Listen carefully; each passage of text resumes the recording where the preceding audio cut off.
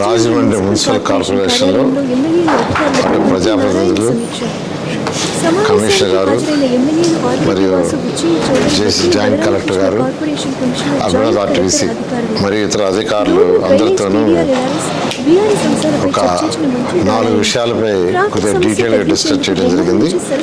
మొదటిది ఏంటంటే, బొమ్మూరు నుంచి సరస్వతి ఘాట్ వరకు 5 కిలోమీటర్లు ఎంత ఉంటుంది. ఆ రోడ్డుని 80 ఫీట్ నిర్మాణం కొరకు కన్సల్టెన్సీకి బాధ్యతలు అప్పగించాము. సమస్య రాష్ట్రంలో 123 మున్సిపాలిటీల్లో డ్రైన్లు కొరకు 29,000 కోట్లు అవసరం అవుతుంది.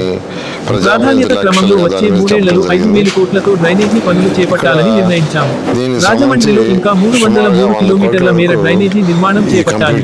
అందులో మొదటి ప్రాధాన్యత క్రమంలో 180 కిలోమీటర్లు పూర్తి చేయాలి.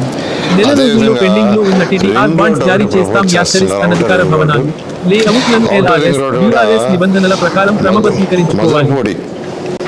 మధురపూడి నుంచి కడియం వరకు వయా దివాన్ చెరువు ఆ ఏరియా వచ్చేటట్టుగా దానికి సంబంధించి యాక్చువల్గా ఏంటంటే కన్సల్టెంట్ పిలిచి యాక్చువల్గా దాని మీద స్టడీ చేయమని ఇచ్చాను. దానికి కొంత సమయం పడుతుంది, ఎందుకంటే అది కొద్దిగా డీటెయిల్గా స్టడీ చేయాలి. దాన్ని కూడా స్టడీ చేయమన్నాం.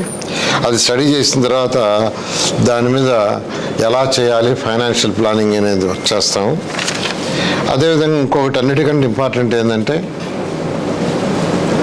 ఈ రాష్ట్రంలో 123 మున్సిపాలిటీస్ ఉంటే ప్రతి మున్సిపాలిటీలో కూడా 4 అంతస్తులు, 5 అంతస్తులు, 6 అంతస్తులు, 8 అంతస్తులు బిల్డింగ్లు కూడా కట్టేస్తున్నారు. కానీ ఆ బిల్డింగ్ పక్కనే కచ్చా డ్రైన్ ఉంది, ఇంతవరకు డ్రైన్ లేదు. ఈ డ్రైన్స్ అంతా కంప్లీట్ చేయాలంటే రాష్ట్రంలో ఎస్టిమేషన్ చేస్తే 123 మున్సిపాలిటీస్లో 29,000 కోట్లు కావాల్సి వస్తుంది. 29,000 కోట్లు. దాని మీద అధికారులకి ప్రయారిటీ 1, ప్రయారిటీ 2, ప్రయారిటీ 3 పెట్టాం.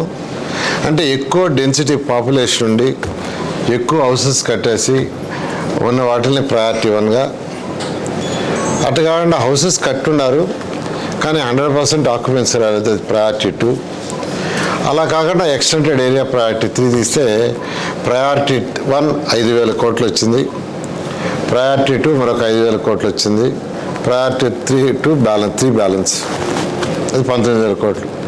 మరిన్ని వీడియోల కోసం మా ఛానల్ని లైక్ చేయండి, షేర్ చేయండి, సబ్స్క్రైబ్ చేయండి.